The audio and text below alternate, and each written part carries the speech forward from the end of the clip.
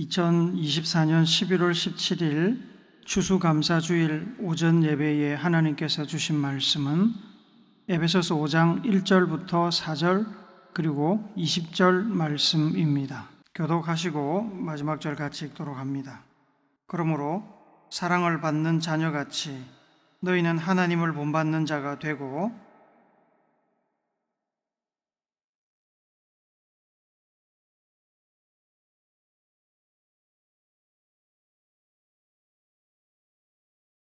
음행과 온갖 더러운 것과 탐욕은 너희 중에서 그 이름조차도 부르지 말라. 이는 성도에게 마땅한 바니라.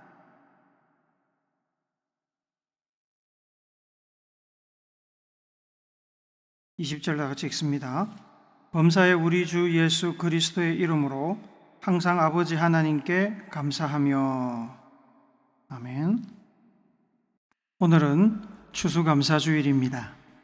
추수감사주일은 말 그대로 가을이 되어 들녘에서 곡식을, 과실소에서 과일을 수확하게 된 것을 감사하며 하나님께 감사의 수확물을 드리기 위하여 특별히 제정한 날입니다. 추수감사절이라고도 부릅니다. 우리나라에서 지키는 추수감사주일은 미국에서 온 선교사들이 미국의 추수감사절 절기를 한국에서 지키면서 시작되었습니다. 우리나라 명절인 추석과 기능적으로 같은 절기입니다. 수장절, 초막절, 장막절 등으로 불리던 이스라엘의 절기도 추수감사절에 해당합니다. 우리나라의 추석은 시기적으로 미국의 추수감사절보다 좀 빠릅니다. 교단에서는 선교사들의 전통을 따라 11월 중순에 추수감사주일을 지키지만 개별적으로 추석에 낀 주일이나 추석에 가까운 주일을 추수감사주일로 지키는 교회도 많이 있습니다. 곡물이나 과일의 수확 시기가 미국과 다르기에 우리나라의 수확기에 맞추어 추수감사주일을 지키는 것도 의미가 있습니다. 다만 요즘 도시교회들은 가을이라고 딱히 수확을 하는 것이 아니기에 날짜가 중요한 요소는 아닙니다. 중요한 것은 정신, 곧 절기의 의미를 되새기는 것입니다. 하나님께서 우리 삶 가운데 베풀어 주신 은혜를 되새기고 기억하여 감사드리는 것을 잊지 않으려고 우리는 추수감사주일을 제정하여 지킵니다. 현대사회는 사는 것이 과거와 달리 복잡하고 다양하다 보니 농사일처럼 특정 계절에 수확이 몰려있지 않습니다. 특히 매달 월급 받으며 도시에서 살다 보면 추수절기에 대하여 무감각해집니다. 그러다 보면 사는 일에 바빠서 감사를 잊어버릴 때가 많습니다. 사는 것이 하나님의 은혜임을 잊고 삽니다. 은혜를 잊으면 감사도 잊어버립니다. 감사를 잊어버리면 받은 은혜를 당연하게 여깁니다. 배려가 계속되면 권리로 착각한다는 말처럼 하나님의 계속되는 배려, 하나님의 계속되는 은혜가 은혜임을 잊어버리면 우리는 우리 삶 가운데 누리고 있는 것을 하나님의 은혜로 생각하지 못하고 당연하게 여기며 나의 공로로 착각하게 됩니다. 하지만 실상은 우리가 누리고 있는 모든 것들은 하나님의 은혜입니다. 내가 지금 누리고 있는 것들이 내가 잘해서, 내가 열심히 해서 내가 만든 것으로 생각하기 쉽지만 그렇지 않습니다. 매일매일 우리 주변에 얼마나 많은 교통사고, 질병으로 인한 사망사건, 사업의 실패, 다툼, 분쟁, 전쟁이 일어나고 있는지 모릅니다.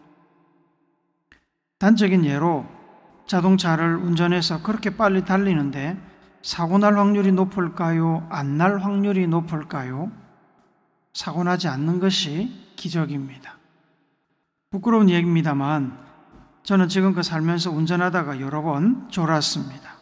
사고도 3번이나 있었습니다.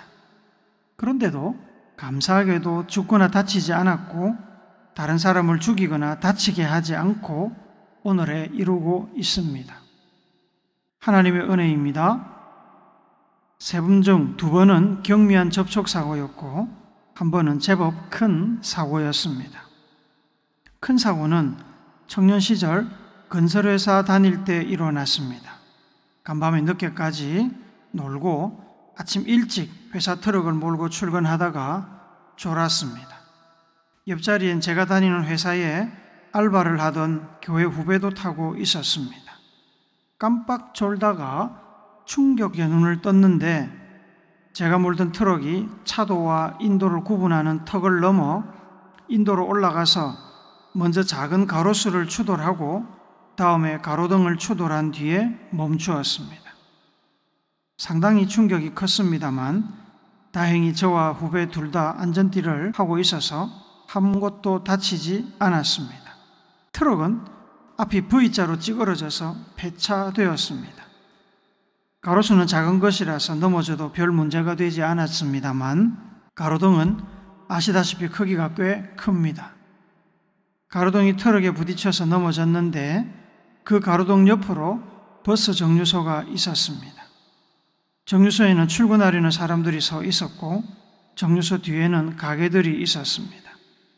가로등이 넘어지면서 정류소를 덮쳤거나 가게를 덮쳤다면 사건이 커질 수 있었는데 하나님의 은혜로 가로등이 정류소와 가게 중간에 사람이 아무도 없는 빈 곳으로 정확하게 넘어졌습니다. 그래서 아무도 다치지 않았고 건물에 피해를 주지도 않았습니다. 만약에 그 가로등이 없었다면 저의 트럭은 멈추지 않고 정류소로 돌진했을지도 모릅니다. 만약에 저의 트럭이 조금만 다른 각도로 돌진했다면 가로등이 정류장을 덮쳤거나 혹은 가게를 덮쳤을지도 모릅니다. 그날 하나님의 도움의 손길이 없었다면 여러 다치거나 죽었을 수도 있습니다. 하나님의 은혜로 저도 같이 탔던 후배도 정류장에 있던 사람들도 모두 살았습니다. 물론 사람은 다치지 않았지만 대가는 지불해야 했습니다. 사장님의 배려로 트럭은 그냥 폐차하는 것으로 배상 없이 마무리되었지만 잘려나간 가로수와 박살난 가로등은 제가 시청에 배상했습니다. 가로등 120만 원, 가로수 30만 원이었던 것으로 생각됩니다. 생명값에 비하면 껌값이었습니다. 이렇게 죽을 뻔한 일, 큰 사고 낼 뻔한 일, 큰 실패할 뻔한 순간들이 우리 삶 가운데 종종 일어납니다. 어떤 때는 우리가 인식하지만 어떤 때는 인식하지도 못하고 지나갑니다. 지금도 전쟁 중인 지역에서는 밤새 잠을 자다가 폭격으로 많은 사람들이 허망하게 죽어가고 있습니다. 스페인에서는 몇십 년 만에 홍수로 200명 이상이 죽었습니다. 미국에서는 해마다 폭우와 산불, 허리케인, 강한 모래바람으로 많은 사람들이 집과 농토, 사랑하는 가족을 잃는 비극을 되풀이하고 있습니다. 우리가 지금 이렇게 건강하고 멀쩡하게 예배드리고 있는 것이 당연한 것이 아닙니다. 하나님의 은혜입니다. 감사할 일입니다. 감사할 일을 잊고 살지 말고 감사하라고 감사주일, 감사절기를 제정하여 지킵니다. 하나님께서는 우리에게 범사에 감사하라, 이것이 그리스도 예수 안에서 너희를 향하신 하나님의 뜻이니라 라고 말씀하십니다. 오늘 우리가 읽은 에베소서는 바울이 감옥에서 에베소에 있는 교회 신앙 공동체에 보낸 편지입니다. 이 에베소서는 다른 서신들과 다른 면이 좀 있는데 특정 지역 교회에 보낸 다른 서신들은 편지를 받는 교회와 성도들이 직면한 특별한 문제들에 관하여 바울이 신앙의 아버지와 목회자로서 조언을 주는 내용이 많습니다. 반면에 에베소서는 특별히 에베소 교인들의 문제나 상황에 대해 조언하지 않고 모든 신앙 공동체에 필요한 보편적인 내용을 다루고 있습니다. 에베소서의 중심에는 이방 성도들의 신분 변화에 대한 언급이 나옵니다. 이방인들은 예수님의 복음이 전해지기 전에는 하나님도 모르고 말씀도 전혀 모르는 사람들이었습니다.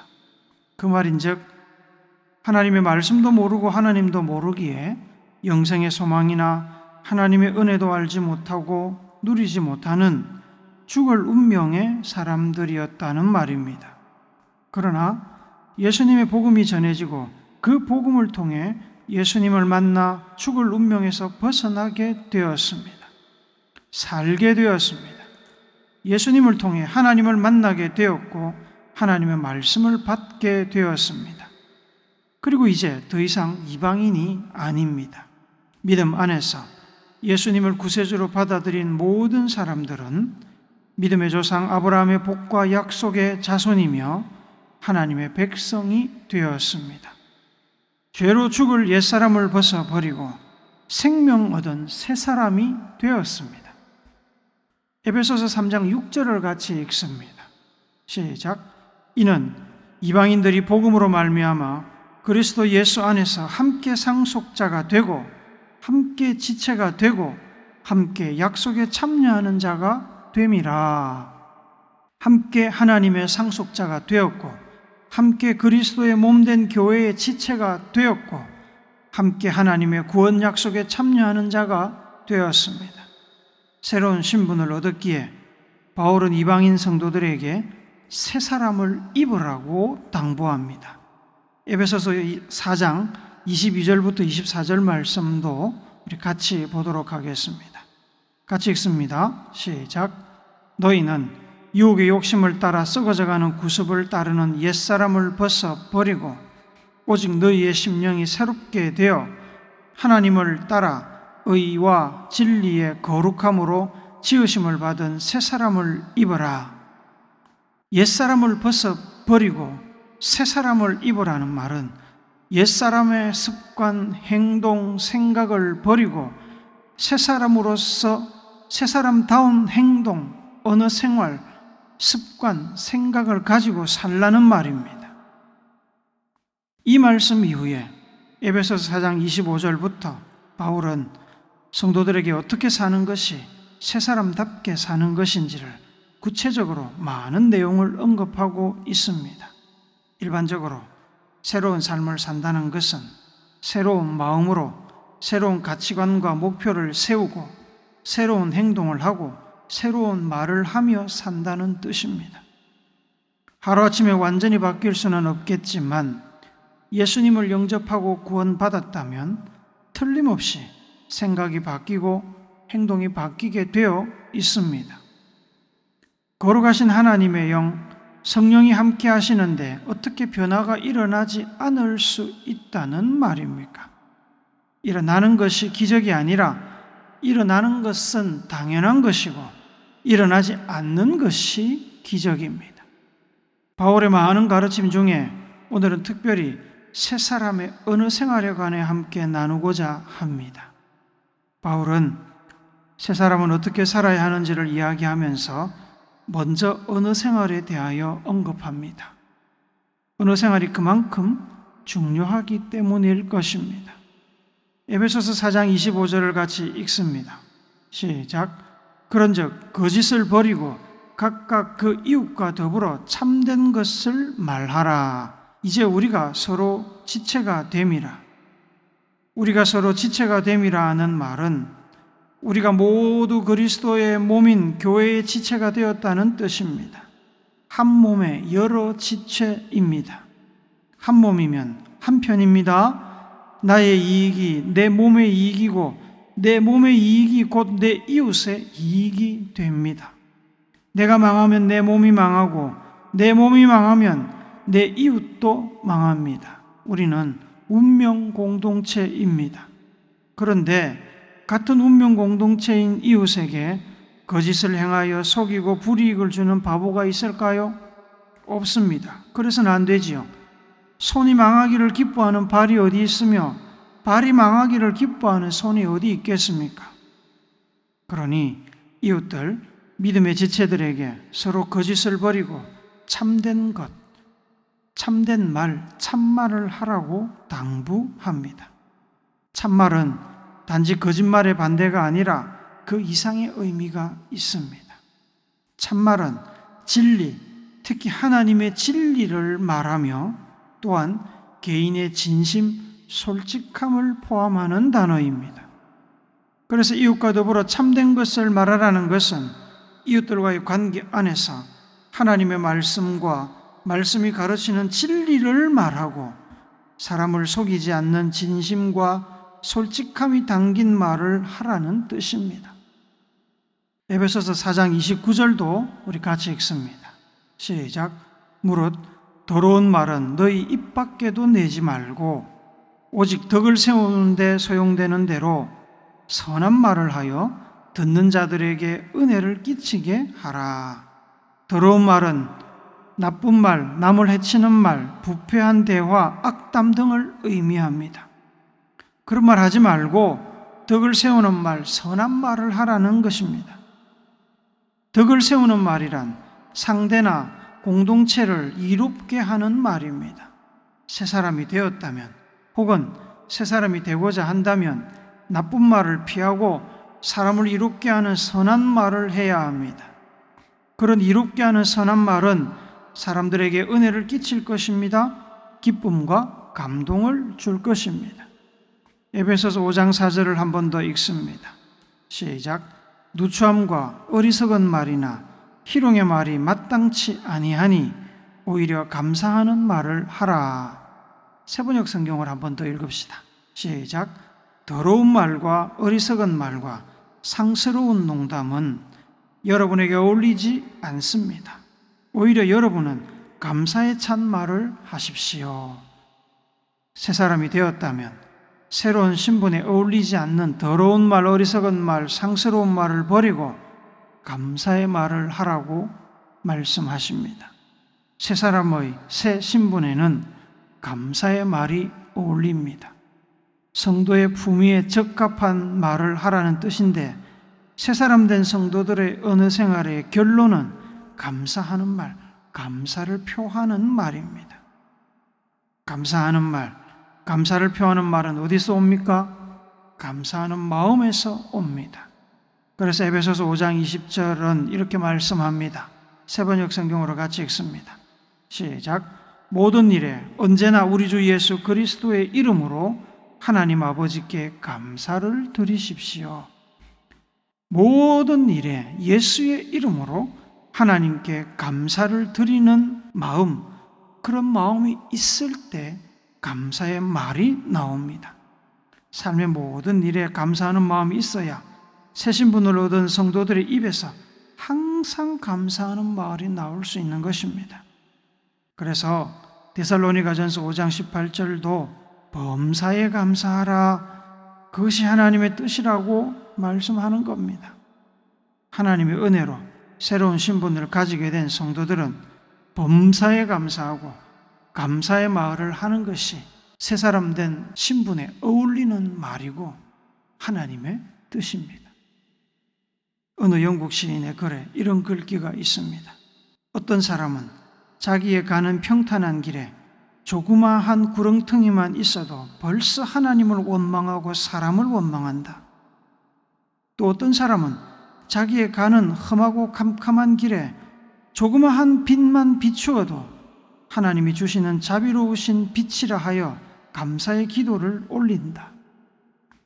화려한 궁전에 살면서도 생이란 왜 이리 괴로우며 기쁜 일은 하나도 없느냐고 얼굴을 찡그려 불평하는 사람이 있으며 게딱지 같은 오막살이에 살면서도 우리를 지키시는 하나님 아버지와 한없는 은혜와 사랑을 진심으로 감사하는 사람이 있다. 예루살렘으로 올라가시는 길에 예수님께서 사마리아와 갈릴리 사이 어디쯤에선가 나병 환자 10명을 만나셨습니다. 그들은 예수님께 긍휼을 구했습니다. 예수님께서는 그들을 치료하시려고 병난 환자들이 지켜야 하는 율법을 따라 아직 치료 전인 그들에게 제사장에게 가서 몸을 보이라고 명령하셨습니다. 그들은 예수님의 명령대로 제사장을 향해 갔습니다. 그리고 가는 길에 치료되었습니다. 그런데 10명 중에 오직 한 명만 예수님께 돌아와 감사를 표했습니다. 예수님께서는 10명이 치료받았는데 어째서 한 사람만 감사를 표하냐고 탄식하셨습니다. 그리고는 돌아와 감사를 표한 그 사람에게 구원을 선포하셨습니다. 감사의 제목이나 크기와는 별개로 사람의 마음가진 태도에 따라 감사를 말이나 행동으로 표현하는 사람도 있고, 당연하게 여기거나 감사의 대상을 모른 척하는 소위 쌩까는 사람도 있습니다. 범사에 감사하며 감사를 표현하라는 말씀은 반드시 감사할 일이 있어서 감사하라는 것은 아닙니다. 감사하는 말이나 행동은 감사할 일이 크든 작든 어떤 경우 전혀 감사할 일이 아닌 것처럼 보이는 때라도 감사하려는 당사자의 의지에 달린 것입니다. 과거에는 보리밥 한 그릇도 감사하며 나눠 먹던 시절이 있었지만 지금은 흰쌀을 가마니째로 가져다 줘도 감사하지 못하고 불평하고 원망하는 시대를 우리는 살고 있습니다. 감사는 감사하려는 자의 의지입니다. 그 의지는 믿음에서 나옵니다. 감사는 믿음의 표현입니다. 범사에 감사하는 것이 쉽지 않습니다. 어렵습니다. 그래서 감사하라고 명령하십니다. 감사를 표현하는 가장 쉬운 방법, 가장 빠른 방법은 입으로 감사의 말을 하는 것입니다.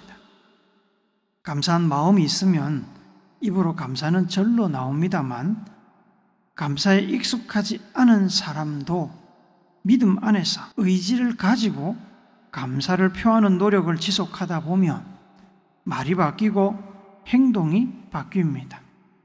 행동이 습관이 되면 마음 자세를 바꿉니다. 마음 자세가 바뀌면 생각도 바뀌고 삶을 바라보는 태도, 가치관도 바뀝니다. 행동은 습관을 낳고 습관은 인품을 낳는다고 하지요.